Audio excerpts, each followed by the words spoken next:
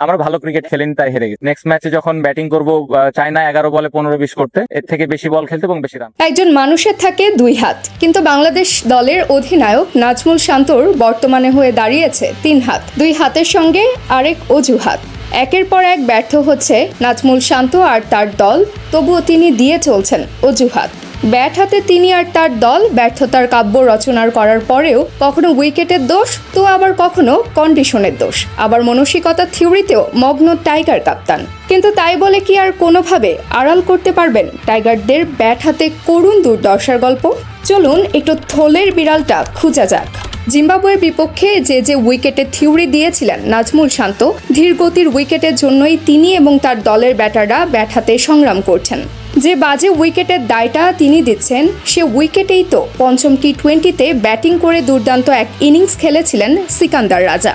টাইগারদের বোলারদের চোখে সরিষার ফুল দেখিয়ে 46 বলে 72 রানের আউট স্ট্যান্ডিং একটা নক করে দলকে জিতিয়ে ছেড়েছিলেন। সাথে সেদিন ওপেনিং আশা বেনেট মূলত জয়ের ভিত্তি গড়ে দিয়েছিলেন জিম্বাবুয়েকে। খেলেছিলেন 49 বলে 70 রানের ধুম ধারাক্কা এক ইনিংস।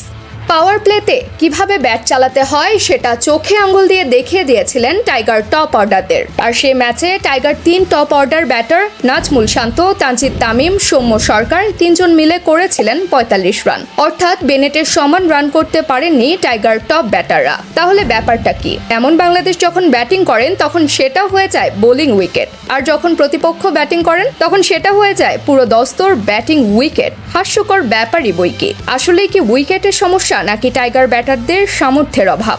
বাংলা একটা প্রবাদ আছে, কথায় কথা বাড়ে। তাহলে চলুন আলোচনা আরো একটু বাড়ানো যাক। ক্রিকেট দুনিয়া ব্যাটারদের স্বর্গরাজ্য বলা হয় ভারতের কন্ডিশনকে, যেখানে ওয়ানডেতে 300 রানের স্কোর হর হামেশাতেই দেখা যায়। কিন্তু সবশেষ 2023 ওয়ানডে বিশ্বকাপেও ভারতের উইকেটে টাইগার ব্যাটারদের হতশ্রী চিত্র তো আসলে কারো তো ভুলে যাবার কথা নয়। যে উইকেট অনন্য দলগুলোর ব্যাটাররা ব্যাট হাতে রানের ফুয়ারা উড়িয়েছেন, সেখানে এক মাহমুদুল্লাহ রিয়াদ ছাড়া টাইগার শিবিরে কোনো ব্যাটারি ধারাবাহিক ছিলেন না।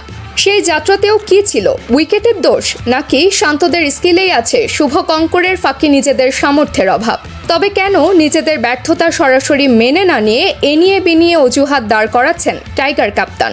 অবশ্য শান্তদের পথে হাঁটছেন টাইগারদের 2 তরুণ তর্কি তাওহিদ হৃদয় ও রিশাদ হোসেন। শান্তর মতন অজুহাত নয়, বরং হৃদয় ব্যাট হাতে পারফরমেন্স করছেন, ক্যারিয়ারের শুরু থেকে এখন পর্যন্ত পারফরমেন্স করে চলছেন। টাইগারদের মিডল অর্ডারের স্তম্ভ হয়ে দাঁড়িয়েছেন হৃদয়। সঙ্গে ব্যাটে বলে পারফরমেন্স করা রিশাদ দিনকে দিন হয়ে উঠছেন টাইগারদের বাজির ঘোড়া। শেষ টি20তেও জয়ের স্বপ্ন বাজিয়ে রেখেছিলেন রিশাদ।